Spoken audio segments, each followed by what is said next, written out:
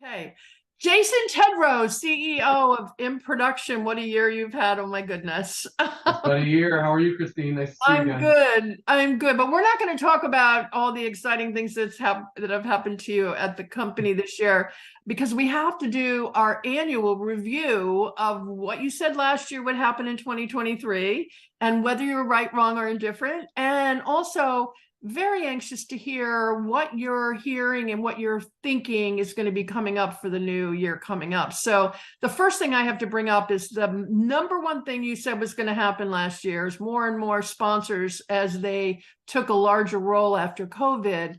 As I recall, what you said is they're going to be doing a lot more entertaining. There'll be a lot more VIP suites. I think you nailed it, right? I mean, Yeah, I think that one is that was an easy one, I think. But yeah, we definitely saw that. I mean, we saw a greater demand for enhanced higher end hospitality than ever before. Again, we go back to, we offer, solutions for the GA ticket, the person who wants a seat, and the person who wants a suite. And we probably saw the greatest demand increase year over year for high-end hospitality, multi-level structures with high-end suites and things like that. So yeah, I think we'll put that one in the got it column because I'm sure there's some others that weren't, but we're gonna take a win there.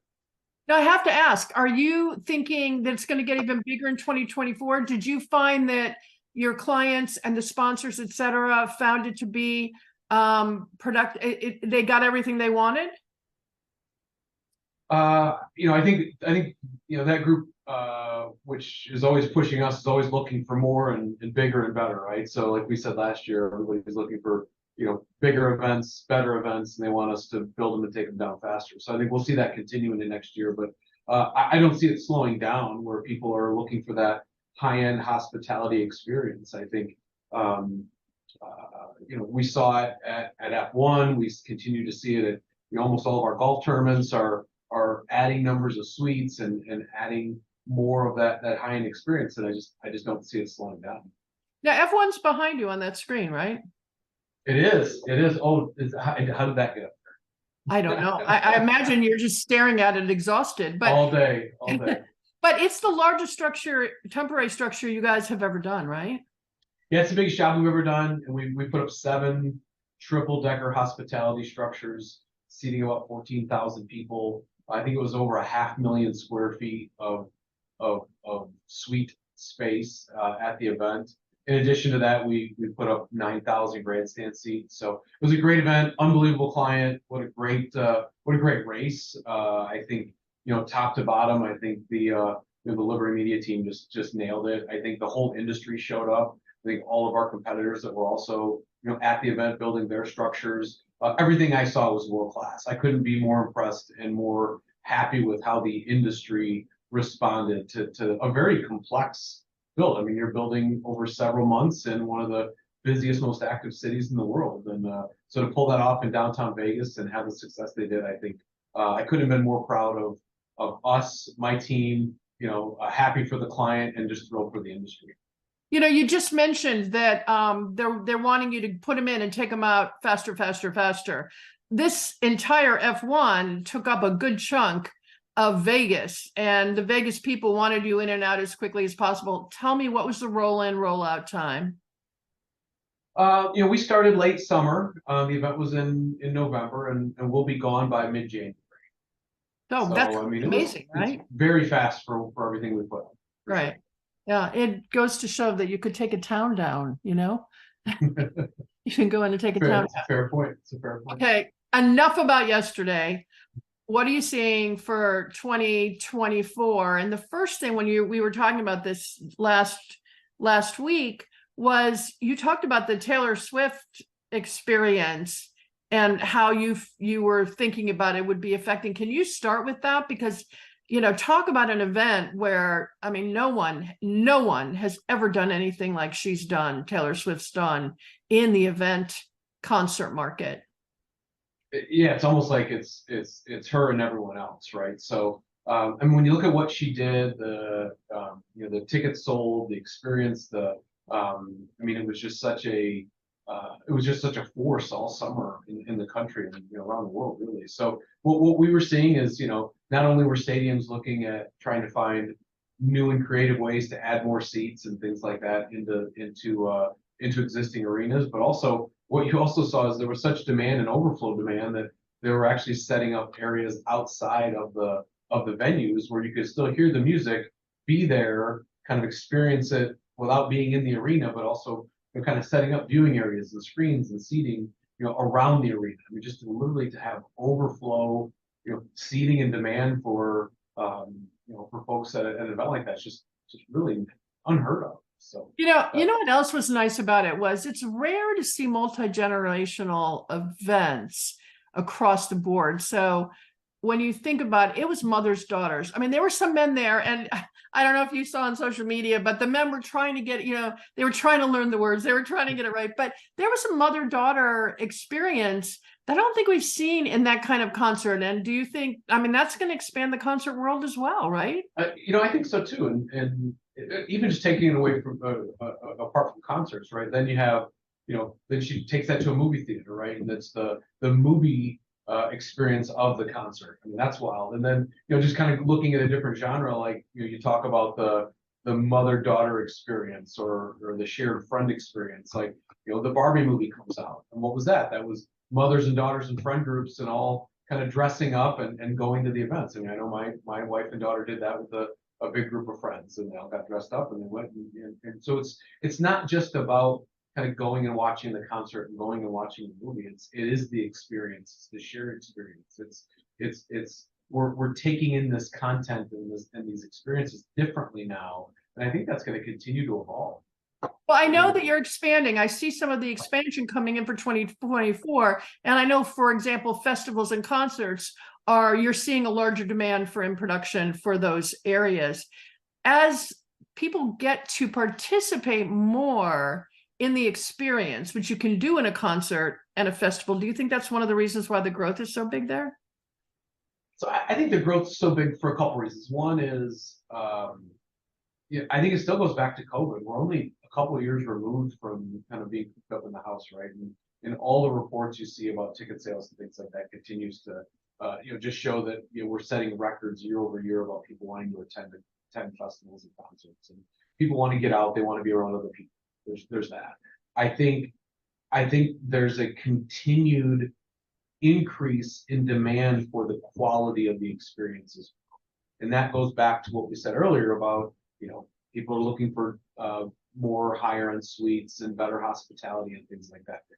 What we've people have shown over and over again, myself included, is we're willing to pay for a great experience, right? Look, I'll pay more, but you got to give me more.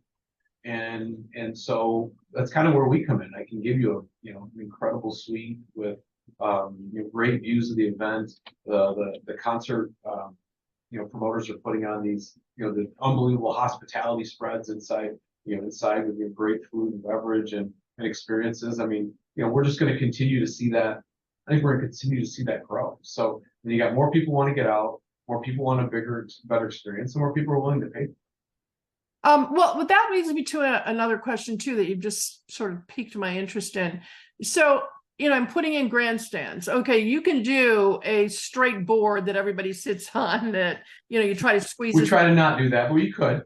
Yeah, but I think from what I've seen in terms of when I'm looking up what's going on there, is those people are upgrading their seats. They can charge more because the person's willing to pay more for a seat that has a cushion and you've added a bunch of new seating in those levels. So is that going to be an explosion as well?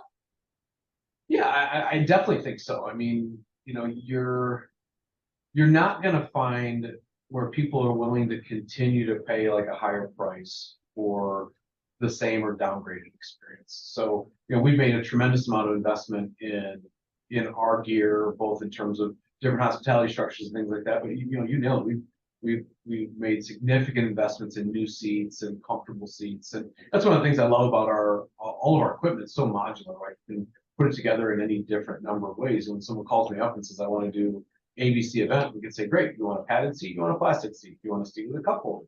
You want 2 cup holders? You want armrest? You want no armrest?" Things like that. So I think there's variability in what we can offer, and I think we're going to continue to see people just want to have a better experience. I think that's the key. The quality is not going backwards. The quality expectations are not going backwards, and the offering from our clients is not going backwards. It's so interesting because as you see luxury good buying by where people would be like, buy one really great handbag a year, they're spending less on luxury items and more on experiences around it. So that makes total sense. So, and then the last thing I wanted to ask you about for next year is that at the end of COVID, hybrid events, which really emerged during COVID, virtual events emerged during COVID, and right after COVID, the hybrid events took place where people were not quite ready to get out yet, some of them, so they attended it in a hybrid way. Okay, but is that going to stick around or is that going away? What is your feeling on that? I think it's going to stick around, but I think it's going to stick around in a way that is, I think we're going to see it taper a little bit. I do think there's a lot of large events where, we didn't see them come back live, and they are doing more things hybrid and remote. And that makes total sense, right? We have a lot of folks that are still working remote. There's some of those things are going to stick. I think there's something to be said for that experience of being there live in person, right? So I think, but I think people want options. It goes back to, again, you want to get in the door, you want a seat, you want a suite. Well, maybe I don't want any of those three. Maybe I want to watch from home.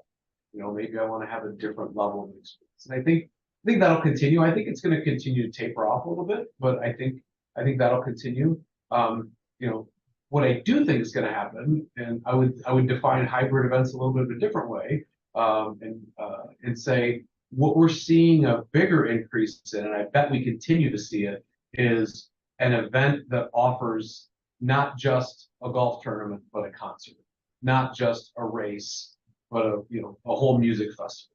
We're seeing that.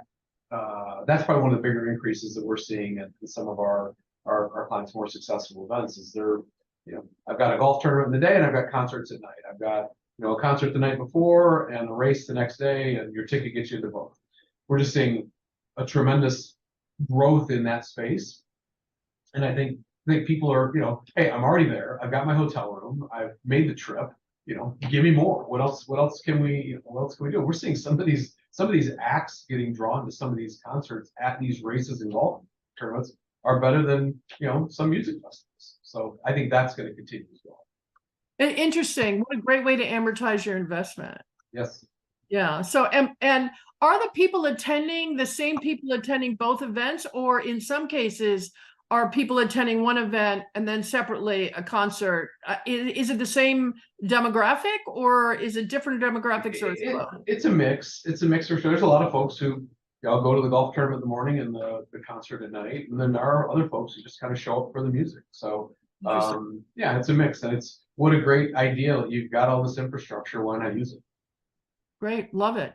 Also, I think environmentally it's good. It's like the more you can use something that you've paid to get in there, environmentally it's better. So yep, I agree. Yeah, good. Anything you want to end with? Any prediction you want to go out on a limb with? Come on, Jason, tell us something nobody knows.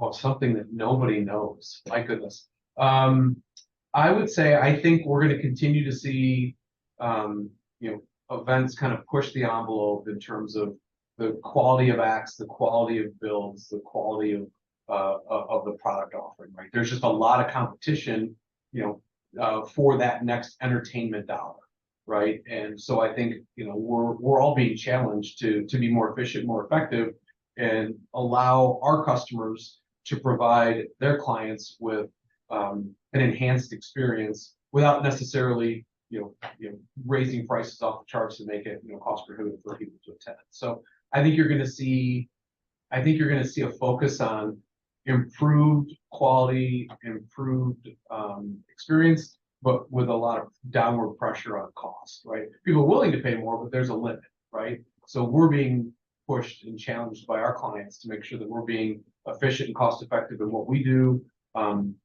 so that they can go out and enhance that experience for their clients, but not really make them pay that much more.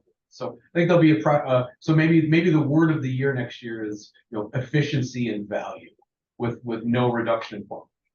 And by the way, I think that's not just true for your industry. I think it's true everywhere. Yeah.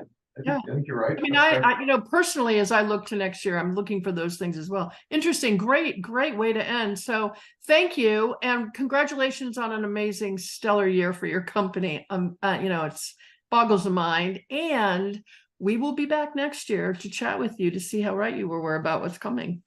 Well, thank you very much. I appreciate your time. This is fun. Talk again.